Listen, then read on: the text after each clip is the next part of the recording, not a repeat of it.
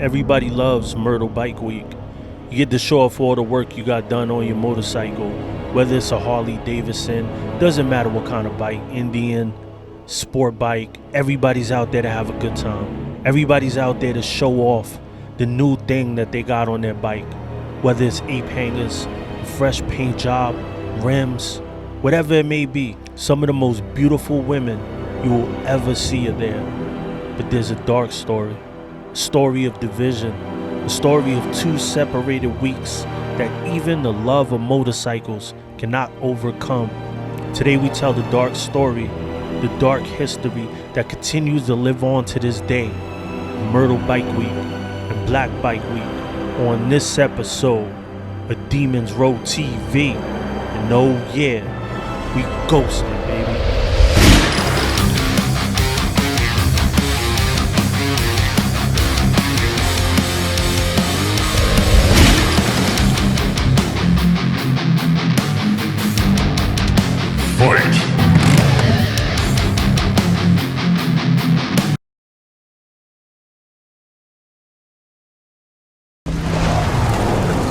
Big shout to the ghosts and the ghost sets. Welcome to Demons Row TV, the holy grail of MC culture, where we cover everything motorcycle and motorcycle club involved. I'm Sos the Ghost. I'm your host for the evening, and today we're going to break down the complete history of Myrtle Beach Bike Week, and we're also going to tell the dark story of how this continues on in our culture till this day. So smash that like button and hit that subscribe button if you want to learn more about this motorcycle culture, and let's break down this history. In 1938, Myrtle Beach officially becomes a town. The rally would soon follow. In 1940, the first Harley Davidson Bike Week is held in Myrtle Beach. In 1996, Suck Bang Blow opens up its doors for bikers, quickly becoming a staple in the biker community and a centerpiece for the rally. In 1999, Harley Davidson opens its first store in Myrtle Beach, much to the delight of bikers. In 2001, Harley Davidson opens a second store in North Myrtle Beach, shortly after seeing the success of the first. These two stores now serve as major points of interest during the week. In 2008, the city of Myrtle Beach enacts a mandatory helmet ordinance, which was met by derision and scorn from the biker community. Lawsuits were filed. Rallies within city limits were either avoided or moved to locations outside the actual city of Myrtle Beach. Rides were rerouted out of the city. In 2010, the South Carolina Supreme Court strikes down Myrtle Beach's mandatory helmet ordinance, citing state supremacy. In 2013, Myrtle Beach Speedway opens to bikers during the rallies, allowing bikers to ride their motorcycles on the track. So let's get into the story that never really gets told and needs to be told about this bike week. Black Bike Week, also called Atlantic Beach Bike Fest, Bike Week, and Black Bikers Week, is an annual motorcycle rally at Myrtle Beach, South Carolina. Events include motorcycle racing, concerts, parties, and street festivals. Attendance has been variously reported at 350,000 to 375,000 and as high as 400,000. It is considered the third or fourth largest motorcycle rally in the United States. From 1940 until 2008, Myrtle Beach also hosted a predominantly white motorcycle rally called Harley Davidson Week, also called the Spring Carolina Harley Davidson Dealers Association Rally. The two rallies have run back to back in the past, and some have charged city government and local businesses of racial discrimination because of different treatment towards the black rally, citing different traffic rules and levels of policing. In 2002, Black Bike Week had 375,000 attendees versus 200,000 for Harley Davidson Week of the same year.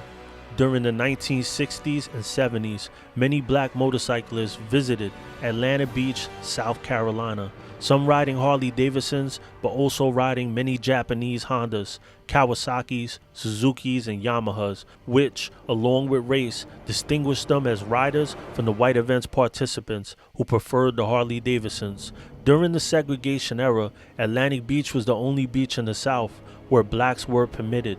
The Black Bike Week rally, originally called the Atlantic Beach Memorial Day Bike Fest, was founded in Atlantic Beach by the Flamin' Night Riders Motorcycle Club in 1980. The first rally drew about 100 participants. Though one reason the Flamin' Night Riders worked with the city of Atlantic Beach to create the event was to make money for the town. It was not actually franchised by Atlantic Beach, and the city did not benefit financially. Instead, bikers would, over the years, congregate more and more in Myrtle Beach rather than Atlantic Beach. In 1982, the Flamin' Night Riders were renamed the Carolina Night Riders Motorcycle Club. By the 1990s, the event had grown to include the entire greater Myrtle Beach or Grand Strand area. In 2002, Atlantic Beach hired a public relations firm to make the rest of the country aware of Atlantic Beach, its uniqueness as a predominantly black beach town, and its potential as a vacation spot. This was part of a larger effort to promote the motorcycle rally by the Bike Week Task Force, a group of business owners and public officials from around the Grand Strand area. In 2003, a group of black motorcyclists in the South Carolina chapter of the National Association of the Advancement of Colored People sued the city of Myrtle Beach and some businesses for their discrimination. The city was accused of abusing traffic, law enforcement, and of excessive force by the police to harass black bikers. Many businesses closed their doors or cut back their hours during Black Bike Week, and 28 of them, including Red Lobster and Denny's, were named in the suit. Gotta remember these names when you're out eating and supporting. Maryland police detective, who was also a motorcyclist, told the New York Times, "I've seen it myself. When the white bikers come to Myrtle Beach, the town rolls out the red carpet. When the black riders come, they roll it right up." City officials said that the much younger crowd and nearly double attendance of Black Bike Week justified the difference in the city's response to the two events. Pattern of black social and party events grew even larger in stature, and then having the cops come down hardcore, particularly in the southern United States, has occurred before with Freaknik in Atlanta, Georgia, Spring Break in Biloxi, Mississippi, and various festivals in New Orleans, Louisiana, and Virginia Beach, Virginia.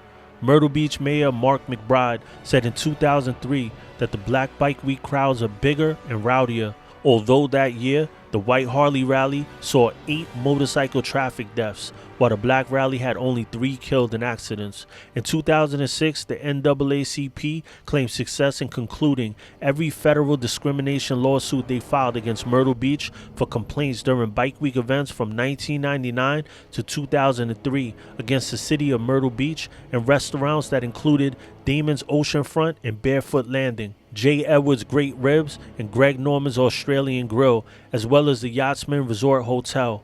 In a settlement with the city, the police department was required to use the same traffic pattern on the city's main boulevard for Black Bike Week as they did for Harley Bike Week. Notice the verbiage there, Harley Bike Week and Black Bike Week. From 2005 through 2008, the NAACP carried out Operation Bike Week Justice, in which a complaint hotline was operated and teams monitored police treatment of African Americans and the reaction of local businesses, as well as monitoring traffic patterns. The Yachtsman Resort Hotel had required Black Bike Week guests to sign a 34-rule guest contract prepay for their hotel bill and show photo ID. The NAACP won $1.2 million in the settlement. In addition to the monetary payment, the hotel agreed to future discounts and a mandate for policy changes, including yearly anti-discrimination training for employees. In 2008, the Myrtle Beach City Council announced it would no longer host motorcycle rallies and approved a set of ordinances on September 23, 2008 that attempted to make Black Bike Week impossible. 15 laws were passed restricting muffler noise, requiring helmets within city limits, limiting parking to 2 bikes per space, restricting loitering in parking lots, and more. In spite of this, Black Bike Week's 2009's attendance was only reduced slightly to 250,000. For the 2010 bike rally, the NAACP continued to monitor police and local businesses for discrimination. The state Supreme Court had heard arguments on February 3, 2010, in a lawsuit by the 2 groups of plaintiffs seeking to overturn the ordinance. One group of plaintiffs was made up of 49 motorcyclists who had been cited for not wearing helmets in Myrtle Beach. The second plaintiff was the organization Business Owners, organized to save tourism. Along with the South Carolina State Representative, Dad Veers, his mission included ending the practice of selective tourism, whereby government entities and/or organizations welcome some individual and group tourists but not discourage others. Veers, a Republican representing Myrtle Beach, said that there's certain things cities can't do, and make up their own traffic laws is not one of them. I believe the law and the Constitution are on our side. During the hearing in February, Justice Don Beatley said to Mike Battle, Myrtle Beach's lawyer, that I realize the issue is narrow here, but don't pretend like we don't know what's going on. We all know why the city passed the ordinances. Question whether the intent or the law was not to promote safety, but rather to curtain call motorcycle rallies. On June 8, 2010, the South Carolina Supreme Court overturned the Myrtle Beach city ordinance requiring all motorcyclists to wear helmets on the grounds that the state law requiring helmets only for riders under age 21 cannot be preempted by city ordinance. The court ruled unanimously that in addition to the priority of state law, the local ordinance create undue confusion for motorists, and that the city itself had invalidated the helmet ordinance and some other ordinances also passed to suppress motorcycle rallies. In a subsequent amendment, the ruling took effect immediately, requiring that the pending citations be dismissed, the records of those cited under the ordinance be expunged, and all fines collected be returned. So when that happened in 2011, motorcycle rally participants immediately booked rooms for the next year, and party promoters immediately started advertising shows and events. But to this day, both bike weeks are separated. Still.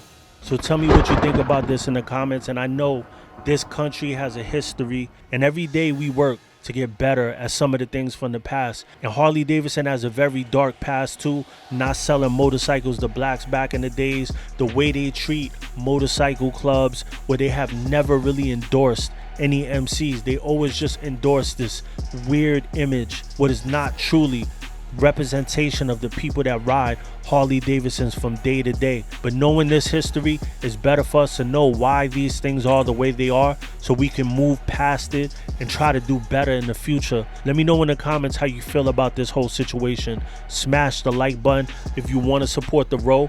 Get your Ghostaveli Mask now. They're on www.demonsroad.com. We also got the challenge coins out right now. You can get those too on the website.